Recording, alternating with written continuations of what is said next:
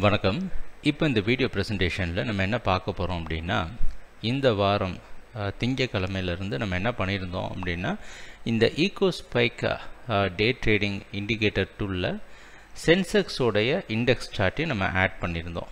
So இதை access பண்ணுறதுக்கு எல்லோரும் என்ன பண்ணலாம் அப்படின்னா, நம்ம ஈகோஸ்பைக் லாகின்ல போயிட்டு நீங்கள் வந்து சென்செக்ஸ் சார்ட்டை கிளிக் பண்ணிங்க அப்படின்னா, நம்ம நார்மலாக கொடுக்குற பேங்க் நிஃப்டிக்கு, க்ரூட் ஆயிலுக்கு, நேச்சுரல் கேஸ்லாம் கொடுக்குறோம். அதே மாதிரி பை செல் சிக்னல்ஸ் வந்து சென்செக்ஸோட சார்ட்டுக்கும் நம்ம இந்த மண்டேலேருந்து நம்ம கொடுக்க ஆரம்பிச்சிருந்தோம்.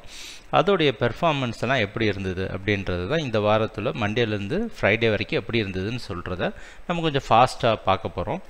நெக்ஸ்ட் வீக்லேருந்து முடிஞ்ச வரைக்கும் சென்செக்ஸ் ஆப்ஷன் சார்ட்டும் நம்ம சேர்த்து கொடுக்க போகிறோம். சரி, இப்போ நம்ம பார்த்துட்ருக்கிறது இந்த வெர்டிக்கல் லைன் இருக்குல்ல, இதுதான் திங்கக்கிழமை மார்க்கெட் ஓப்பன் ஆன டைமு. இதிலேருந்து மார்க்கெட்டை திங்கக்கிழமை ஃபுல்லாக எப்படி பெர்ஃபார்ம் பண்ணியிருக்குன்னு பார்க்கலாம். ஓப்பன் ஆனதுக்கப்புறம் ஓரளவு உங்கள் எல்லாருக்கும் தெரிஞ்சிருக்கும். க்ரீன் கலர் சிக்னல் வந்தால் பையு, அப்புறம் செல் கலர் ரெட் வந்ததுன்னா செல் சிக்னல், அப்புறம் இந்த மூவிங் ஆவரேஜ் ஒரு லைன் கொடுத்துருக்குறோம். சரிங்களா? ஸோ இது நார்மல் மூவிங் ஆவரேஜ் லைன் தான். ஸோ இப்போ இந்த மூவிங் ஆவரேஜே பார்த்தீங்கன்னா, இந்த ப்ரைஸ் மேலே இருக்கிறப்ப க்ரீன் கலரில் இருக்கும், ப்ரைஸ் இது கீழே வந்தால் ரெட் கலரில் இருக்கும். ஸோ 16ஆம் தேதி மார்க்கெட் ஓப்பனிங்கில் ஓரளவு பாசிட்டிவாக இருந்தது. அதுக்கப்புறம் ஒரு செல் சிக்னல் வந்திருக்கு. அது ஒரு கொஞ்ச நேரம் இருந்தால் அப்புறம் 10 மணிக்கு திருப்பி ஒரு பை சிக்னல். இது ஒரு நல்ல ஒரு அற்புதமான ஒரு பை சிக்னல். அதுக்கப்புறம் பார்த்தீங்கன்னா கண்டினியூஸாக மார்க்கெட் மூவிங் ஆவரேஜ் மேலே தான் இருந்தது. சில ஃபால் சிக்னல்ஸ் இருந்திருக்கும், பட் தொடர்ந்து மூவிங் ஆவரேஜ் மேலே இருக்கிறப்ப நீங்கள் பை பண்ணிகிட்டே இருந்திருந்தீங்க அப்படின்னா தொடர்ந்து பாசிட்டிவாக தான் முடிஞ்சிருக்கு. நம்ம என்றைக்குமே நோட் பண்ண வேண்டிய விஷயம் என்னென்னா, மார்க்கெட்டோட ஓப்பனிங்லேருந்து ஒரு 2 மணி நேரம் அதுக்குள்ளே நல்ல டே ட்ரேட் பண்ணுறப்ப நல்ல மொமெண்டம் இருக்கும். அதுக்கப்புறம் கொஞ்சம் ஸ்லோ டவுன் ஆயிரும். 17ஆம் தேதி நம்ம இங்கே நோட் பண்ண வேண்டிய விஷயம் என்ன அப்படின்னு பார்த்தீங்கன்னா, இந்த 81,600 இந்த ஜோன் வந்து கொஞ்சம் நோட் பண்ணிக்கோங்க. எதுக்குன்னு நான் பின்னாடி சொல்கிறேன். அடுத்த நாள் என்ன ஆயிருக்கு, மார்க்கெட் ஓப்பன் ஆகிட்டு இந்த பார்த்தீங்கன்னா எல்லாமே ரெட்டாக தான் இருந்திருக்கு. தொடர்ந்து மார்க்கெட் ஒரு 2:30 மணி வரைக்கும் மார்க்கெட்டில் பார்த்தீங்க அப்படின்னா கம்ப்ளீட்டாக மார்க்கெட்டில் நம்ம ஈகோஸ்பைக் வந்து ரெட் கலர் சிக்னல் தான் கொடுத்துருக்கு, எந்த பை சிக்னலும் கொடுக்கல. இது ஒரு நல்ல விஷயந்தான். ஏன் அப்படின்னா, நம்ம ஃபால் சிக்னல் கொடுக்காம இந்த மாதிரி கன்சால்டேட் ஆகுது இல்லையா, இந்த கன்சால்டேட் சமயத்தில் கூட ஓரளவு பாதுகாப்பாக தான் சிக்னல் கொடுத்துருக்கு. 2:30 மணிக்கு மேலே இந்த 81,600லேயே க்ளோஸ் ஆகிடுச்சு. நெக்ஸ்ட் டே, அதாவது 18ஆம் தேதி ஓப்பன் ஆனதுக்கப்புறம் சடன் மேலே ஏறி இந்த 81,600 தாண்டறப்போ ஒரு பை சிக்னல் ஓரளவு ஹோல்ட் ஆகிருந்தது. பட் அதுவும் ரொம்ப நேரம் நிற்கலை. திருப்பி ஒரு நல்ல ஒரு செல் சிக்னல் வந்திருக்கு. ஸோ கம்ப்ளீட்டாக பார்த்தீங்கன்னா அதுக்கப்புறம் மார்க்கெட் க்ளோசிங்கில் ஒரு பை சிக்னல் வந்து க்ளோஸ் ஆகிருக்கு. இந்த 3 நாளையும் பார்த்தீங்க அப்படின்னா உங்களுக்கு தெரிஞ்சிருக்கும், சிக்னல்ஸ் மார்க்கெட் ஓப்பன் ஆகிற சமயத்தில் அந்த முதல் 2 மணி நேரத்தில் கிடைக்கிற சிக்னலோடைய அக்யூரஸியும் நல்லா இருக்குது, அதே மாதிரி ரேஞ்சும் கொஞ்சம் பெருசாக இருக்குது. சரிங்களா? இது டே ட்ரேட் பண்ணுறப்ப நமக்கு ரொம்ப முக்கியமானது. ஏன்னா முதல் சிக்னலே நம்மளால் ப்ராஃபிட் பண்ண முடியாது. கண்டிப்பாக என்ன பண்ணணும், லாஸ் வந்ததுன்னா ரிகவர் பண்ணுறதுக்கு நம்ம லாட் அதிகமாக போட்டு 2வது 3வது சிக்னல் எடுப்போம்.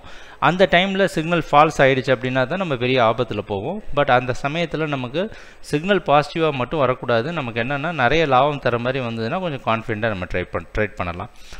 19ஆம் தேதி நேற்று மார்க்கெட் என்ன நடந்திருக்குன்னு பாருங்கள்.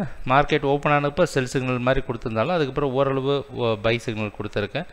அப்புறம் மார்க்கெட் ஃப்ளாட்டாக செல்லையே ரொம்ப நேரம் இருந்து திருப்பி ஒரு பை கொடுத்துட்டு திருப்பி செல்லில் தான் கண்டினியூ ஆகி க்ளோஸ் ஆகிருக்கு. மார்க்கெட்டோட ரேஞ்ச் ரொம்ப குட்டியாக இருந்தாலும் 1-2 சிக்னல்ஸ் மொத்தமாக 4 சிக்னல் வந்திருந்தால் கூட கொஞ்சம் ஓரளவு நல்லா டீசெண்டாக தான் கொடுத்துருக்கு. இன்றைக்கி மார்க்கெட்டுக்கு வருவோம். இன்றைக்கி மார்க்கெட்டில் நம்ம சொன்னோம் பார்த்தீங்களா, இந்த 81,600 திங்கக்கிழமை ஆரம்பிக்கிறப்போ சொல்லியிருந்தோம்.